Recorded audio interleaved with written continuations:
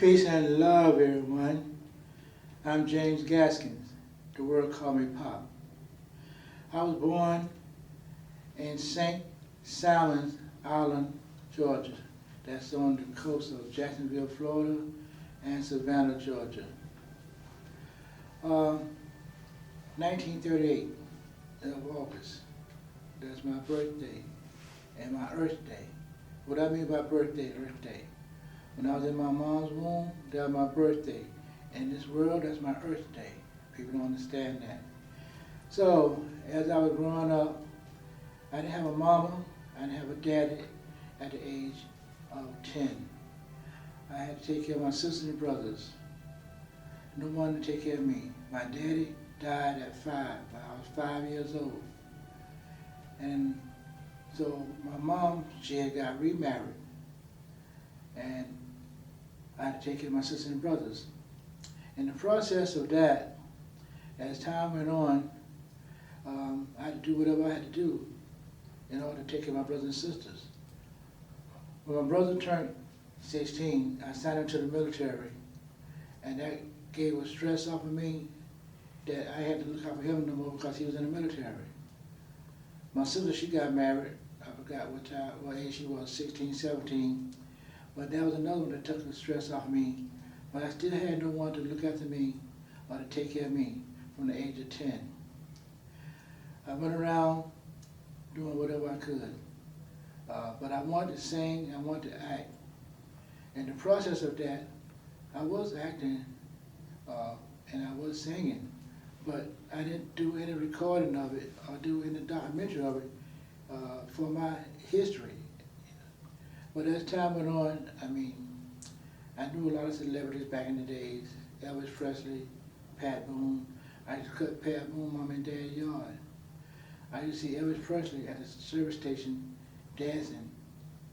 But the whole thing was, there was a lot of stuff going on at the time. Y'all know what I'm talking about, a lot of racism going on at the time. And as I was growing up, I started getting into marching, the Merle, and then Martin, and then later on Malcolm. But in the process of marching with Merle, and it was a lot of stressful time. I'm working on remembering a lot of time, but it's a lot of stressful time. But then in between marching with Mega Evans. I keep talking about his wife. Y'all don't know. Merle is his wife. But I got with Mega, and leaving Mega going to Martin, I got shot in my side by the Ku Klux Klan. They said it was KKK, so anyway, I got shot in my side for that. But going to a lot of marches, getting shot down with water hoses, getting sicked on with dogs and stuff like that for the marches. I came through it all. And so in the process of looking to see who I was, what was my reason for being here on earth, I dealt with like a lot of friends from Jackson, Mississippi, all over Boston, Florida, Georgia, South Carolina, North Carolina, Washington, D.C. And in my teens, I was doing this immigration stuff. I was doing, I forgot what they call it right now, when they're do oranges and bananas and grapes and watermelon. Season, that's it. I was doing a lot of season work, but in the process that I used to box for the Coast Guards. And never got paid for it, but it just looking to find myself. But I left that and started traveling around, looking for life and stuff like that. And then doing the marches and everything else, I got married at 16 years old. My first wife, bless her soul. And by being around Mega Evans and Martin, I learned a lot of things just by listening. By the way, let me say something about during the time of Medgar Evers. My first wife, I got married at 16 years old. Her name was Joyce Jones. And so we had 13 children, 13 sons and daughters. We had a set of twins that passed away. And then we had another set of twins that passed away. But I have 8 sons and daughters down from my first wife. My oldest son is Jonathan Gaskins. The next one is Tina Mosley. The next one is Annette Adams. Then the other son is Jeffrey Mosley. Then Tito Gaskin. Then James Gaskin Jr. And daughter Beverly Michelle, Richard, Sharon Gaskins. So then I have like 42 grandchildren. I don't know all their names, so I'm part of that. 13 great grands, and so we still get connected, but I don't know all their last names and things like that because they got married, etc. But anyway, so doing these marches and things with Medgar Evers and Martin Luther King, my first wife, she got tired of me marching, getting shot at with water hose, getting dogs sick on, and so she wanted a divorce. I didn't have a divorce, and after 32 years of marriage, and so that was one thing. So anyway, so after we divorced, she got remarried again. I did not at that time. I kept on doing civil rights movement, original Black Panther. Like I said, I'm an ambassador to the United Nations now, but I'm an activist, and I was a singer, actor. I have a video called Why You Freaking? But that's not the real name of it. It's called Tonight You Left Me Lonely. So I'm not going to go into all that, what it is, but what it came to. It's called Why You Freaking, which is a video of me. I have other songs, but did not do anything with them now. Also, I was president of B-Boy Records 3 different times. Vicarious one, criminal minded, and some of them are still friends of mine. But it was a lot of things that I have done and I am doing now in the communities around. But as a teenager, you go around, you try to find yourself, and I say the word try. You try to find yourself who you are, what you're about, what you want to do, and what you're supposed to do. I did all that. I made a lot of movies, but I didn't get no pay for except for one. That was Cleto's Way. And but the joy that I got was the experiences in Ghostbusters, Foxy Brown, Hero Tornado, Dolomite, The Squeeze, Clean and Sober, Father Dad, Thug Kids, a lot of them. But so the thing is, and I'm trying to remember everything, y'all. But backing up a little bit is with the Walt Disney, and I hope I'm not skipping it. Now, people, in 1968, I was living in Orlando, Florida, in Richmond Heights, and I worked for the developers that was building houses and things like that. People buying land, which I bought a lot, and had my first house built from the ground. In Orlando, Florida, in Richmond Heights. And so during that time, they brought in Disney World, want to take and use eminent domain to take the people land to build Walt Disney. Not him himself, but his crew and get stuff. Make story short, it wasn't nothing going on at the time, but they were still working on it. I left and bought another house in Richmond Heights Estate. And during the time when I bought the second house in Richmond Heights Estate, I was about 19 then. I got the first house at 18. My youngest son, James, was born in my first house. And So the second house in Richmond Heights Estate was when I met Bobby Womack, and he was getting ready to go to perform with Sam Cooke. And the same time was, they came back with Disney World, and so I was telling the people that you have your house built from the ground, so don't let them take your house. And those who have the house already built, you want to have your children and your family in your house. But a lot of them, they was afraid, didn't understand what eminent domain was. So I said to them, I said, let's sign petitions. So since I was working for the developers that were working on with the eminent domain, we signed over 200,000 petitions. I apologize, over 2,000 petitions, and took it to the developers and started saving the house. One guy had an accident, and he was in a wheelchair, and didn't want to take his house. So I told him, I said, put a stove in your garage, which he did, and so he kept his house. I left there in 1968, 70, and I went to Georgia, and I left Georgia, and I went to Philly. I left Philly, I went to D.C.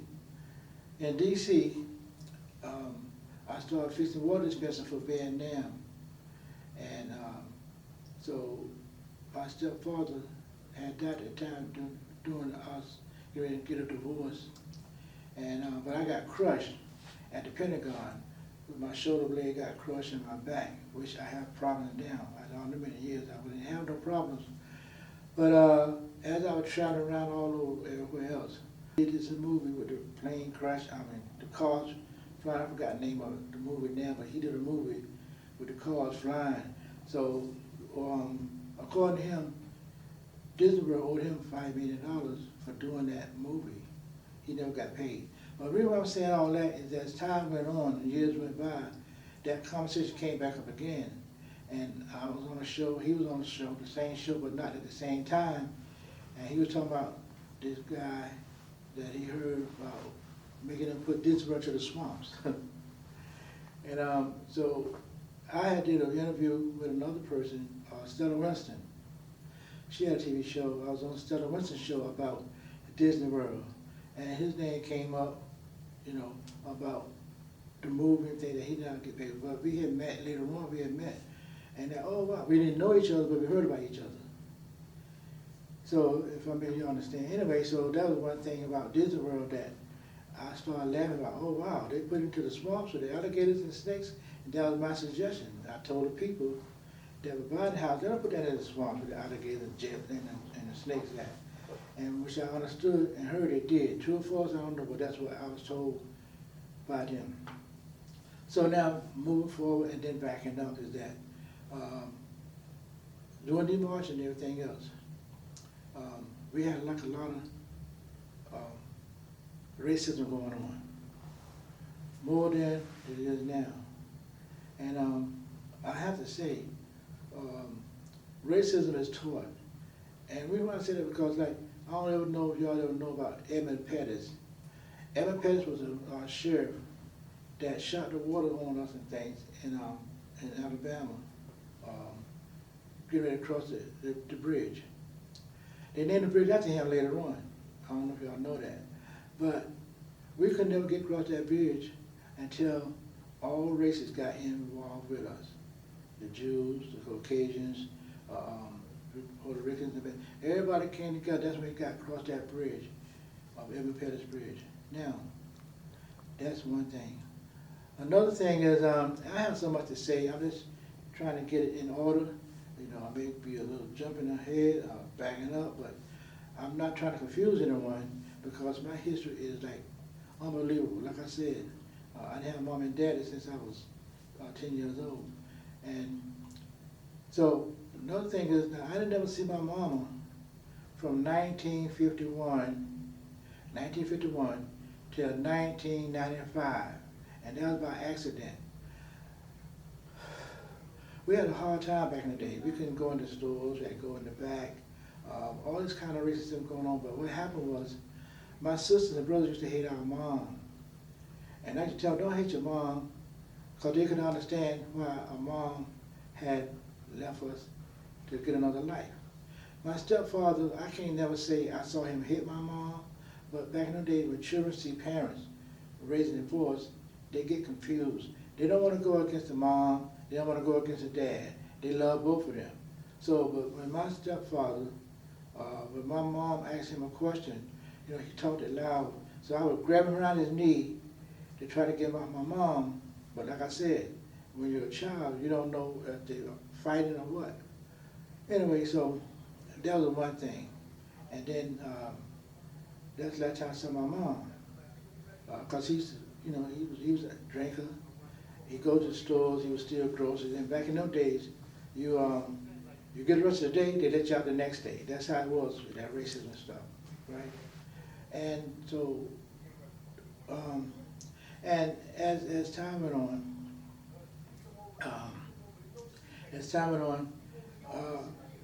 I would talk to my sister and brother once in a while, because I was married now. I had sons and daughters, and my first 5 sons and daughters, they didn't see me that much because I was out there marching, and I didn't let them know I was getting shot. I was getting watered down with water holes and sick dogs on as marching.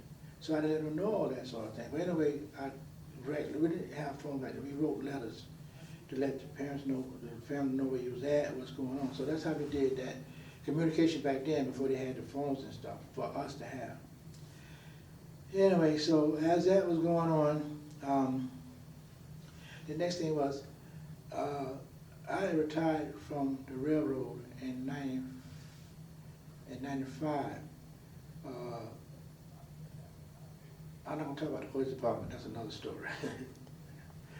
And so anyway, I was with the railroad, and they were very racist, so I filed a lawsuit against them, and they settled for $5 million, $3.5 million. I didn't take none of it, because they turned to a class action lawsuit. I may be jumping ahead a little bit, but that's just the way I do. That's just the way I talk. I'm not trying to confuse anyone. But I left the railroad and opened up a club called Kingston Lounge.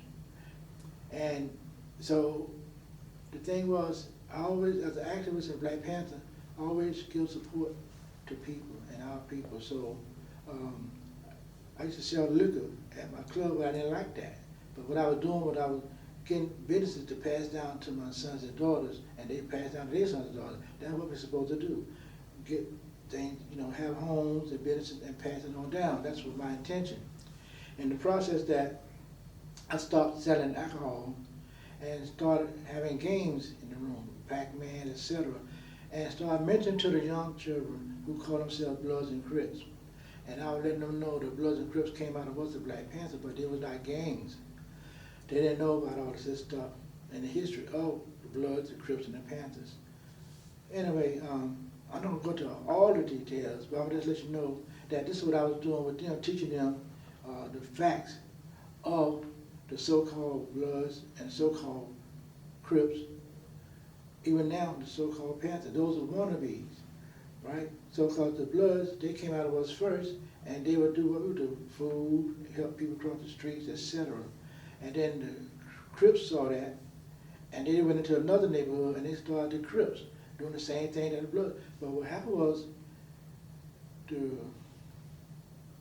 the first time gangs got started when New York was being built as New York. And it had every race coming together. Jews, Italian, blacks, natives,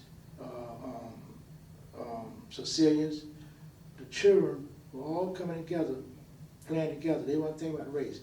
The parents were vending watermelon, cucumbers, etc. They didn't have time for their children, so the children would take care of themselves. This one would steal bananas, that one steal oranges. They'd come back together and they would share it. But now the Sicilians and the Jews and the Italians, they started seeing that, but they still wasn't doing anything. What happened was one of the children stole a wallet from the Jew. He had the power, like a lot of people have the power now, politicians. They started policing the children.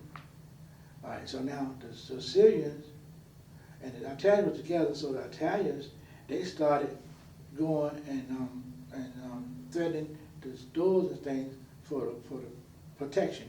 And that's when they started calling them gangs, the Italians. And the Italians and the Jews, Sicilians were together, but they started separating. So Sicilians and the Italians started separating the natives and the Jews and the blacks. All started separating because now the politician at that time, when this place was being developed, that's what happened. Now you may see some, you may not. But to go on further, I have so much stuff to say. I met all the Panthers up in Chicago. But I left Chicago and I joined them in Philly, Amir Abu Jamal. Joined them in Philly. But us Panthers, we was all in different places, Chicago, Philly, Arizona, Detroit, different places, right? But then when I left there and went to Philly, I joined them with the Nation of Islam as well as the Black Panthers. So the whole fact is now, that was, I'm trying to think of the year now that I rejoined them in Philly, was 80. Mamiya was a teenager, Black Panther, but he was a writer for the newspaper. Mayor Rizzio, I don't know if y'all want to hear this, but Mayor Rizzio was the mayor at the time, and he wanted to take up all the way, he wanted to take all of 52nd Street. I had a house on Master Street in Philly, Masters in 52nd Street in Philly, and I had 4 other houses in West Philly, and South Philly, on Hazel Avenue. But what happened was when Rizzio wanted to take the land to build like they're doing here in New York, all the high rises, we fought against that. So Mamiya was at the House of Jamoja. The House of Jamoja, writing a story, that was before they dropped the bomb on us, writing a story about the corruption that Mayor Rizzio was doing in Philly, of taking people's houses and stores over 52nd Street for that whole development. And in the process of that, he was going back to the paper to put the story in. Well, now these are rumors that I heard from that, because I had left and I came to D.C. So when he left it to go back to the newspaper to put the story in, his brother went to follow him that day, but he felt something, so that his brother followed him. So the brother went down to the newspaper, and when this other cop that was going with the black lady, I forgot her name now, I'll tell you all that another time because she passed away about a couple of years back, maybe 3 or 4 years now. Cornel West and all this was fighting to get him out of death row. When we got him off of death row, now he got life. That's another story. But to back up a little bit, with Mamiya, he never shot the cop. And Faulkner, the officer Faulkner had took and thought that Mamiya's brother was Mamiya, because he assumed there was, looked closely alike. And he stopped to deal with Mamiya's brother. The other guy saw that he came and he shot the cop, and he left. Now the cop was there because he was going with the black lady that lived upstairs. Faulkner was going with the black lady that lived upstairs. People don't know that. Or they may try to cover it up. So she saw it, and she wanted to say something, but they shut her down. So she could not say nothing, but then she wrote a book before she passed away. Now, so what happened was now, Mamiya got shot, he got beat up, and they put him in prison. He's still in prison today, but he's off of death row. I was going to go and see him. I'm still going to go and see him. Hopefully I'll see him before he passes away, to get his version on camera, and then we'll put it out in the media, and then let them get him out. We went to the White House with Eric, the governor at the time. I forgot his name. Everett. Y'all know the governor that stopped. His name was Elliott or something. But anyway, so we went to the White House, went to the FBI, went to the district attorney. We did rallies in front of the White House. We did marches, all that stuff to get Mamiya off of death row. And so we finally did. But like I said, so he's supposed to be out of jail. So he's been the rest of his life with his family. Because that's the injustice that was done to him because of who he was and what he was. And to move forward now, I have kept on and still doing things for our people in the communities. And the main thing I want to let the young people know is love everybody. Stop being racist, because racist is taught. You can have a little Jew baby, a little black baby, a little Spanish baby, all of them together, 2 and 3 years old. They don't know nothing about no racism. You know, do the research on the buses and things and see how they actually was. They laughing, they joking at one another, and when the parents snatch them away, they get confused. They don't understand why the parents snatch them. And then they look again, and they look. They do that to me all the time. Jews, Puerto Ricans, whites, and all of them. And the parents snatch them away. And they look at me again. So what I'm saying is that, well, like I said, I have a whole lot to say. I'm going to be able to say everything right now. But I'm going to do a book. My friend Anthony and all this going to do a book and a documentary about some of my history and my life to share the world. Because there's so much to say, but I'm talking now to try. Yeah, I heard that word, try used to fail you, but I'm doing the word now, try to get much as I can together so y'all can view it, whether it be a documentary or whatever my friend's gonna do. All right, but now to go forward, after my first wife passed away, we kept talking for the children's sake and stuff like that, because we never had no jealousy, we never had no low self-esteem. I got remarried. Now I've been married now like 28 years. And this one here now, she went through a lot of tragedy, but we are together. You know, she's with me, she supports me, I support her. And I'm not jealous of her, no self-esteem. She's not jealous of me, no self-esteem. And then we do things together. But outside of that, my thing now is to take people to the United Nations, and so they can see what the United Nations is about. A lot of people don't understand. The reason why the United Nations don't get involved with a lot of things is because they like to win. They don't like to be around Democrats, Republicans. They are independent like I am. I'm independent. They don't even want me to vote. But the United Nations the same way. They come out when there are major wars come in, they stop them wars. They don't go in there to help this or to help that. They stop them wars because of peace. People don't know that. A lot of people don't even know what the United Nations stands for. You know, it stands for as a human of all races. Okay, now that's enough of that. Now, so the thing is, so I mean, like I said, I have a whole lot to say. So let me back up a little bit and see if I can go over something. I'm a Black Panther. I'm an ambassador to the United Nations. Harriet Tubman is my great aunt. I'm an activist, TV producer, singer, artist, and do things for the people. We're supposed to help one another. I'm James Gaskins, the World Coming Pop. Thank you for listening. Peace and love.